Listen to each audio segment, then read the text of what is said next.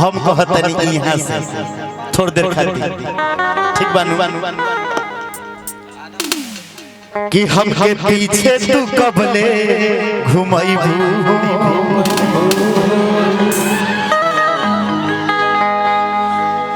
अपन बॉयफ्रेंड कबले बनैबू हमनी के फ्रेंड बन जा तब तो बढ़िया रहे। देखी हमार दोस्ती यहाँ के कबूल कर लेहनी दिल हमारे एकदम गार्डन गार्डन हो गई बाग बाग हो गई भाव लागल कि हमके पीछे तू कबले घुमैबू अपन बॉयफ्रेंड कबले बनैबू इहे जाने खातिर दिल बेकरार बा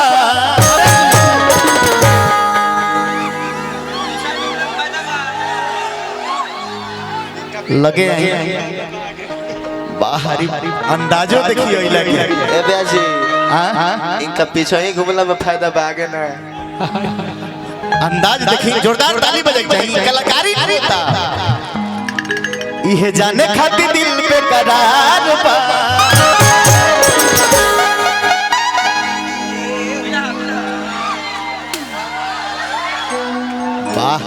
दम पकिया कलाकार बने ओहिंगा हां भैया ये जाने खातिर दिल बेकरार बा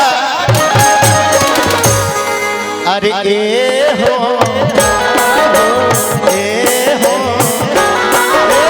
एकदम वही देसी अंदाज में का हो रौरा कहे के बा अरे ए हो का हो घरे हमरा चलबू की ना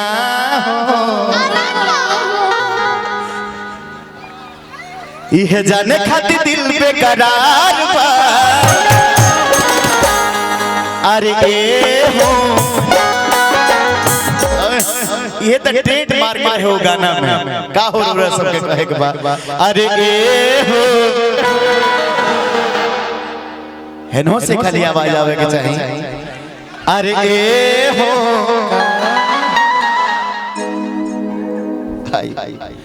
अरे ए हो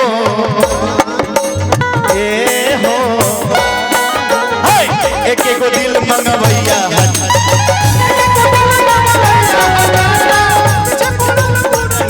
बिहारवा हमके पीछे तू कबले घुमैबू कबले बनैबू हमके पीछे तू कबले घुमैबू अपन बॉयफ्रेंड कबले बनैबू जाने खातिर दिल बेकरार अरे ए हो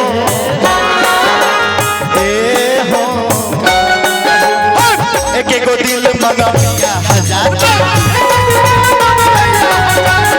पीछे पड़ल पूरा यूपी बिहारवा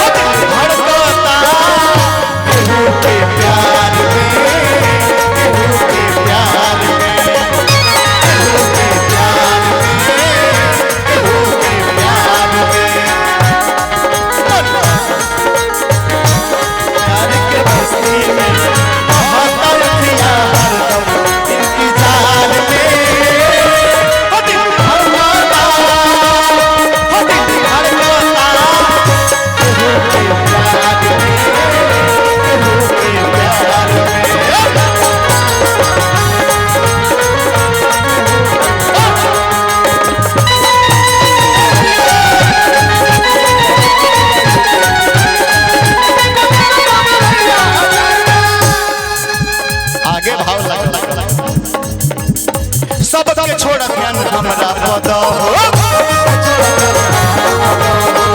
हम लेके दिल आपन दूध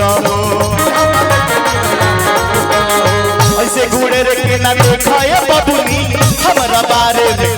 कहा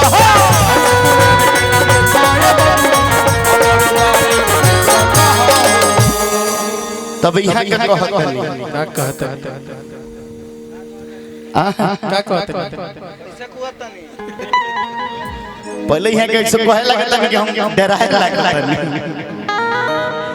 कि सबके छोड़ ध्यान हमरा पद हो। ये दादा यहाँ के गुड़ेर के ताकत है। यहाँ के सोचते कि पहले तू शादीशुदा नहीं करो, शादीशुदा बनी बाल बच्चा वाला आदमी है। सबके छोड़ ध्यान हमरा पद हो, दिल हमारे के दिल अपन तू दहो। ऐसे गुड़ेर के ना देखाए बबुनी, हमारा बारे में कुछ तो कहो। यहाँ के कहता कि लड़का न चाहिए ऑर्डिनरी हो,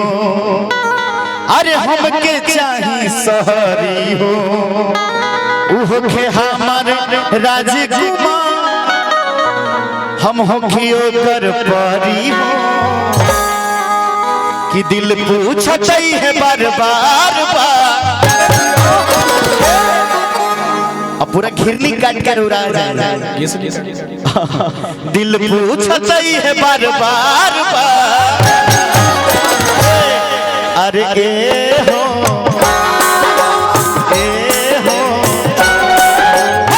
एक एक दिल मंगाऊंगा 1000 पीछे पड़ल पूरा यूपी बिहार एक एक दिल मंगाऊंगा 1000 पीछे पड़ल पूरा यूपी